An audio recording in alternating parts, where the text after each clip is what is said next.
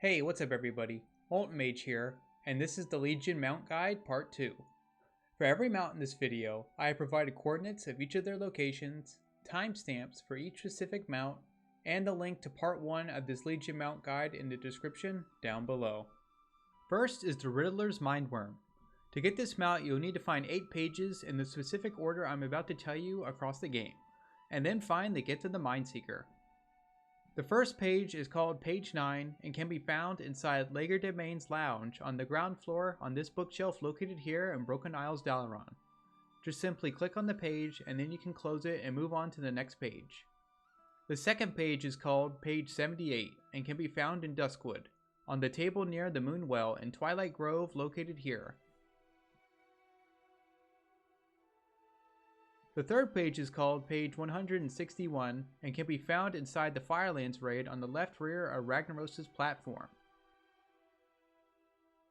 The fourth page is called Page 655 and can be found here in the past version of Oldham between these two trees. The fifth page is called 845 and can be found inside the Siege of Orgrimmar raid in the Shaw of Pride room in the far back left corner of the room. The sixth page is called Page 1127 and can be found inside the Well of Eternity dungeon close to the last boss. The seventh page is called 2351 and can be found here in Kunlai Summit at the base of this statue. The eighth page is called Page 5555 and can be found here in the past version of Oldham at this location on the base of this statue. Finally, you'll need to get the Gift of the Mindseeker, which you will find on the west coast of Westfall at this location here, and then you will get the mount in your bags. Next is the Lucid Nightmare. To get this mount, you need to solve a variety of riddles in the specific order that I'm about to show you. First, read the note on the table and the Curiosities and More located here in the Broken Isles, Dalaran.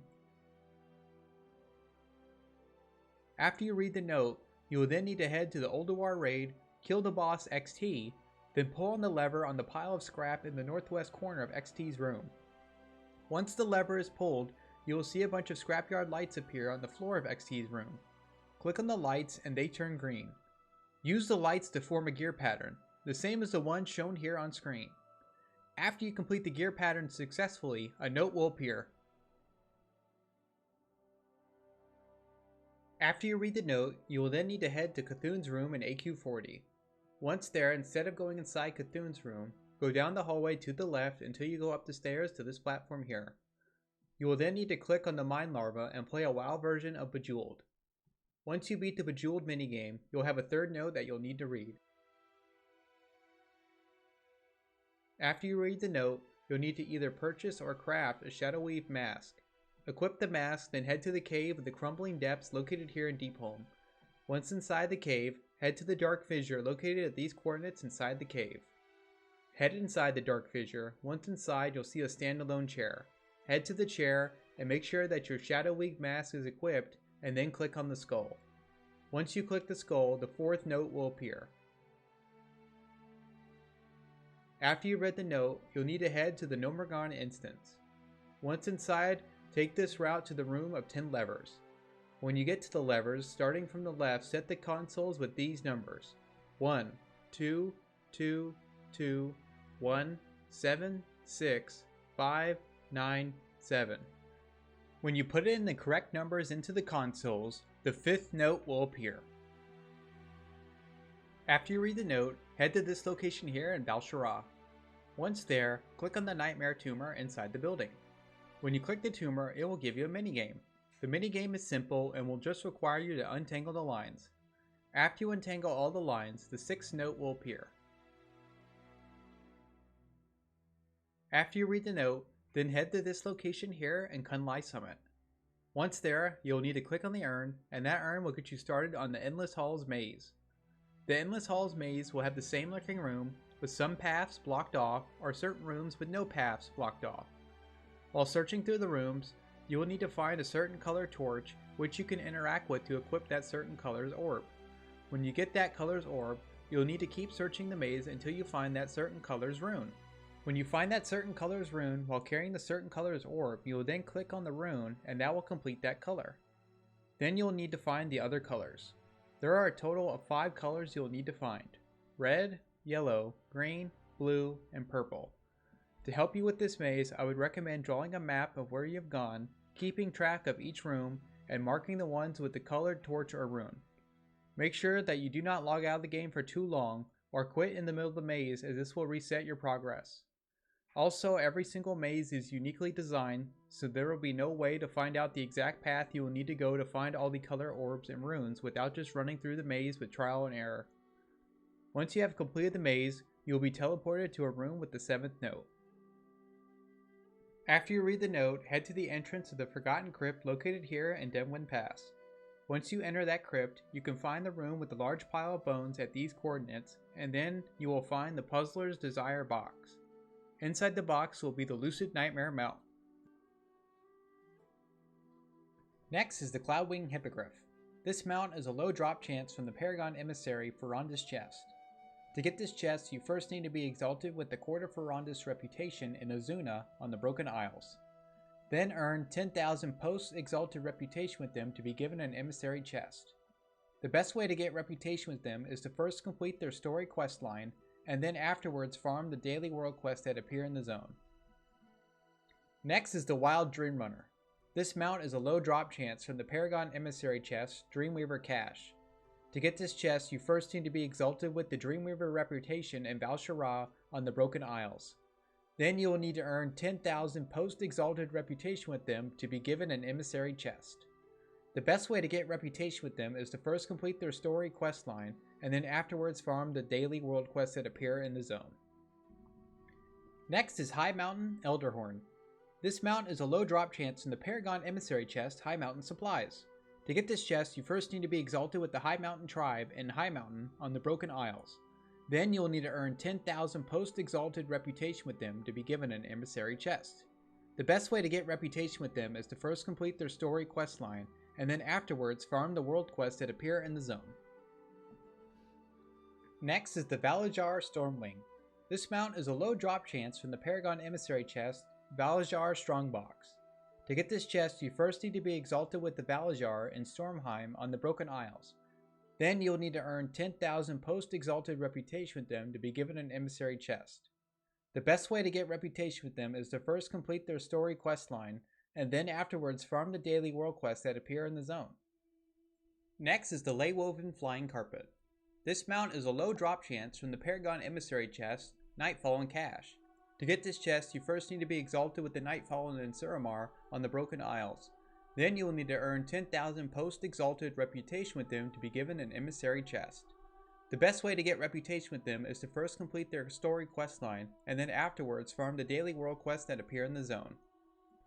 Next are the Amethyst, Beryl, Cerulean, Russet, Sable, and Umber Ruinstriders. To get these mounts, you need to get exalted with the Argussian Reach. To do that, you need to first get to Argus. And the way to get to Argus is by speaking to Khadgar located here in Broken Isles Dalaran, and get the quest called Hand of Fate.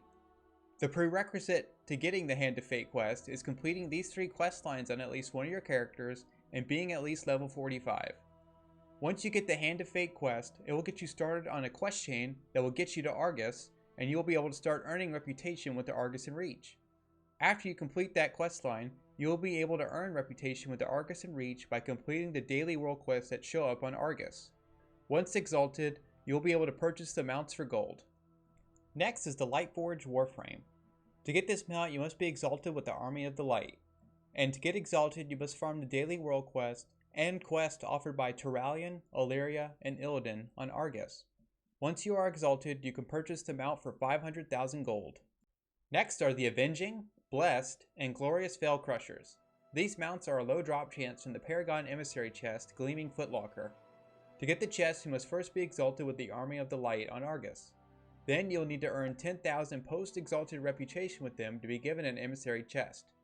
To get reputation with them, complete the daily world quest offered in Argus and get the quest offered by Turalyon, Illyria, and Illidan. Next is the Bleakhoof Ruinstrider. To get this mount, you must complete the achievement and chew mana buns. To complete this achievement, you need to kill 2,000 non-trivial demons on Argus. The best farming spot for these demons is this location here on Krukon part of Argus. Non-trivial demons will continuously come out of the portal that you can kill. Once you complete the achievement, you will be rewarded with the mount. Next is the Maddened Chaosrunner. This mount has about a 3.5% chance to drop off the rare spawn Wrangler Crevasse, located here at the Manaray in Argus. He has about a 4-hour window of opportunity where you can kill and loot him. The exception to this is when his world quest is up. Next is the Lambent Manaray. This mount has about a 3.1% chance to drop off the rare spawn Venomtail Skyfin, located here at the Manaray in Argus. He has about a 4-hour window of opportunity where you can kill and loot him. Next are the Darkspore, Felglow, Scintillating, and Vibrant Manarays. To get these mounts, you must get it from the drop Fel-Spotted Egg. To get a Fel-Spotted Egg, you must kill one of the 3 rares in Argus. Narua, located here in Krukon, Sobol, located here in Manaray, and Varga, located here in Antoran Waste. The Fel-Spotted Eggs have about a 40% chance to drop off one of the 3 rares. Each rare has about a 4-hour window of opportunity where you can kill and loot them, with the exception being when one of their world quests is up. Once you get the Fel-Spotted Egg, you will have to wait 5 days for it to hatch, and the eggs will have a low drop chance to drop one of the 4 Manarays. Next is the Acid Belcher. This mount has about a 2.5% chance to drop off the rare spawn Skreeg the Devourer, located here at the Manaray in Argus. He has about a 4-hour window of opportunity where you can kill and loot him, with the exception being when his world quest is up. Next is the Crimson Slavermaw. This mount has about a 2.8% chance to drop off the rare spawn Blistermaw, located here at the Antoran Waste in Argus. He has about a 4-hour window of opportunity where you can kill and loot him, with the exception being when his world quest is up. Next is the Viletooth Gnasher. This mount has about a 4% chance to drop off the rare Pusilla, located here in Antoran Waste on Argus, and about a 3% chance to drop off the rare Raxstool, located here also in the Antoran Waste. You will have about a 4-hour window of opportunity where you can kill and loot them, with the exception being when their world quest is up. Next is the Vile Fiend. This mount has about a 3.5% chance to drop off the rare Houndmaster Kirax, located here in Antoran Waste on Argus. You will have about a 4-hour window of opportunity where you can kill and loot him, with the exception being when his world quest is up. Next are the class mounts. To get your class mount, you will have the basic checklist of things for you to do, like get your artifact weapon, complete the Broken Shore questline, and so on. It would take too long to get all the specific class requirements in this video, so I have provided a link in the description for a complete checklist of the items needed for your class's specific class mount and a preview of each of the mounts. Next is the Smoldering Emberworm. To get this mount, you will have to kill Nightbane in the Return to Karazhan dungeon on Mythic difficulty. Nightbane is not one of the standard bosses, he must be summoned, and he can be summoned by finding 5 soul fragments in order within the dungeon and then speaking to Medivh. As soon as you enter the dungeon on Mythic, you will see the text stating, "The strange chill of a dark presence winds through the air." After that, you will have to find the first soul fragment within 8 minutes. After you find the first one, you will see a buff that will tell you how much longer you will have to find the next soul fragment, and will continue until you find the last one, and then it will give you a timer of how long you will have to speak to Medivh. So, the first fragment can be found after killing the Opera Hall boss, in the audience section directly in front of the stage. The second fragment can be found in this room right before the Maiden of Virtue. It is not required to kill her. The third fragment is found after killing Moros directly behind him. Make sure that you grab the rusty keys that he spawns as well. The fourth fragment is found in the spider area of the servants' quarters. Take the portal back to the entrance. The fifth fragment is found after killing the curator in his boss room. Once you find all soul fragments, you will need to speak to an image of Medivh located here at the Master's Terrace. Speak to Medivh and he will summon Nightbane. Nightbane will have about a 20% chance to drop the mount if you do it solo. However, for each party member added, it adds 20% more chance for it to drop, with it being a guaranteed drop if you bring 5 players and complete all the steps correctly. Next is Midnight. To get Midnight, you need to kill Attune the Huntsman on Mythic difficulty.